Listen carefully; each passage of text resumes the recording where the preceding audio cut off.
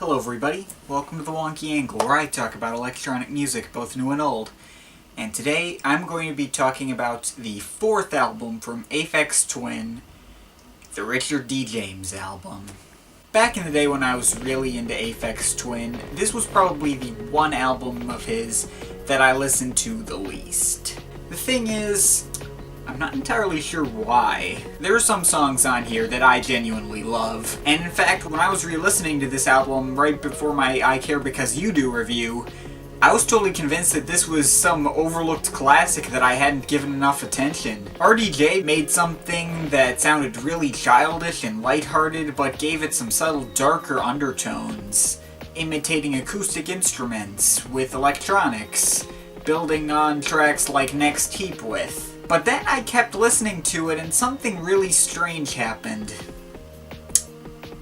I got really sick of it. Only a small handful of tracks were able to stand up well to repeat listens, and I even got convinced that some tracks were outright bad.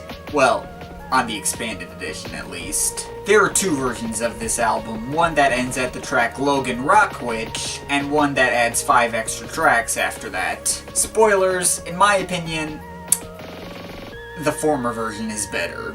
I'll do my best to explain my rationale on this, but I may as well just go down track by track now. The album begins with 4, which was one of the few tracks I never even remotely got sick of. There's lots of synth violins on here, playing some really beautiful melodies with some really fast-paced drum and bass percussion added on top. Still love this track. The album takes a darker turn with Cornish Acid, which features another really off-kilter abstract beat and even more abstract and atonal melodies. It then flows into the darker Peak 824-545-201, which has a bit more harmony than Cornish Acid does, but for the most part is really percussive and industrial sounding, and ends up kinda less memorable as a result. I should mention at this point that these tracks do not fit the mold set by I Care Because You Do, as despite being very percussive and industrial, are not particularly repetitive and have a lot more going on. This kind of makes a weird issue with this album, in that it's more fun to listen to in depth, but it also suffers heavily when put in the background. I Care Because You Do is the opposite. It's not that fun when listening in depth, but its repetition allows it to be more enjoyable when put in the background. Well, anyway, we then move on to Finger Bib, which was one of my favorites at first. Its weird wavering melody make it sound like it's almost in some kind of drunken stupor.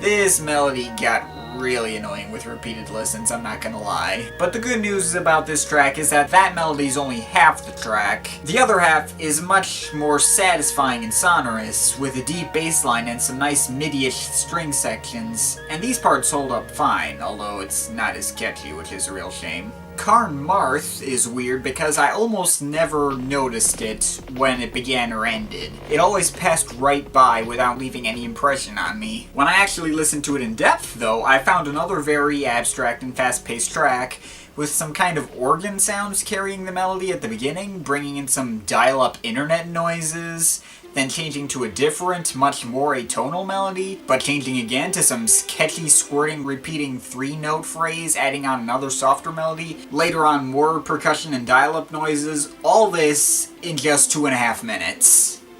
Well, that explains why it never left an impression on me. Everything came and went too quickly to stick in my head. Cool song, though. To Cure a Weakling Child is notable for its melody being sung by an actual kid. Well, at least I think it's an actual kid. Maybe it's a ghost. But the melody is much more memorable than most of the other tracks I've discussed thus far. It's actually kind of iconic.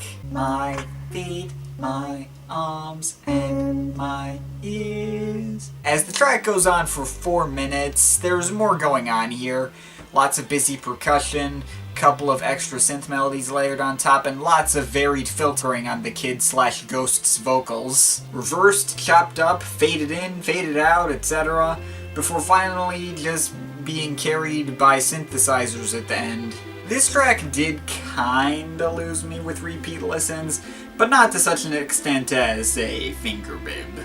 Goon Gumpas is the shortest track at almost exactly 2 minutes, but it thankfully does actually leave an impression on me and never actually wore out with repeat listens. This track can best be summed up as the happy version of Next Heap With, carried almost entirely by synth strings, some like ordinary string sections, and the main melody by pizzicato strings, eventually adding in a subtle but satisfying bass line and an extra synth melody that kind of vaguely sounds like the kids singing on To Cure a Weakling Child. It has a very nice, whimsical, and innocent feel to it. Yellow Calyx is next, and this is another track I wanted to like more than I think I actually did. The melodies are nice, and the busy percussion tracks are very interesting as usual, but it doesn't really stick in my head. In fact, I think this is because the percussion is more interesting than the actual melodies, which are just kinda layered on top as an afterthought. Although they still are more pleasant and harmonious than they needed to be for a track like this one. Good one for an in-depth listen, though. Then we get Girl Boy Song, which is the longest, the most interesting, and the most fleshed out track on this album. Think Goon Gumpas on steroids. Next Heap With-esque pizzicato strings carrying the melodies and bass line, other smoother synth string sections on the side, and all sorts of other orchestral instruments being recreated using synthesizers like clarinets, oboes, violins, and xylophones. All the while, the typically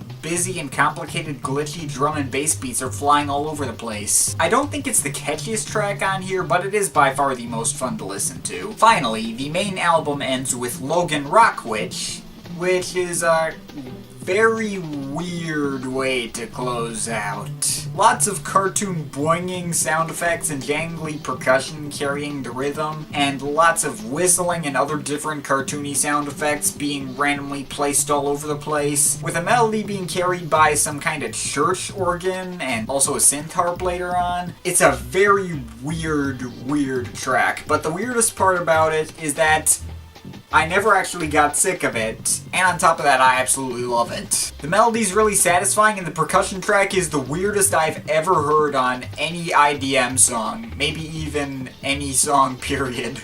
I have no idea why this makes for such an effective ending, even after Girl Boy Song, but it does, and I say it's brilliant. I am probably in the minority of people who actually do really like Logan Rock, but I really like Logan Rock, But now it's finally time to talk about the expanded edition and why I think these 5 tracks bring the album down. Well, actually, the first one, Milkman, is fine. It's a pretty fun and catchy track with some lyrics that make the track very difficult to take seriously. I would like some milk from the milkman's wife's tits. Yeah, very funny, dude. But after this, we get 4 tracks in a row that do absolutely nothing for me. Inky's has no melody and just the usual busy percussion tracks, and also stops after just about a minute and a half, not enough to be effective on this album. Beatles has lyrics, but isn't nearly as catchy as Milkman, and also ends way too quickly to leave an impression. There are also 2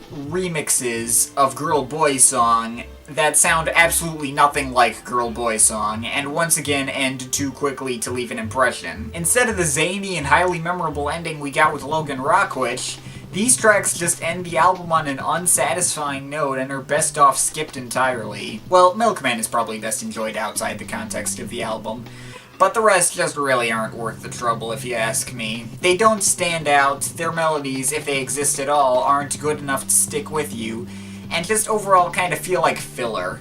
So I say stick with the original version. It's funny though, aside from that, I really haven't said much against this album. Like all of Aphex Twin's main albums, it's well loved the world over, and just as with I Care Because You Do, I'm in the minority of people who don't actually consider it a classic. In my opinion though, the territory looked over on this album was further improved upon for his next album, Drux, but we'll get to that later. This is still a highly interesting and entertaining album, and I give it my recommendation. Just best not to be listened to repeatedly over the course of a short time. So overall, for the expanded edition, I'd be feeling a 7.7, but for the ordinary version, solid 8.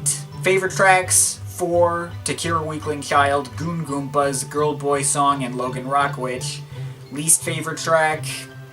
On the regular version, it's peak 824545201, but on the expanded edition, it's 8 keys. But of course, this is just my opinion. You can feel free to disagree with it. But I'd like to hear your thoughts, so leave the comments in the comment thing down there. But yeah, that's pretty much it. That's all for today. See you next time.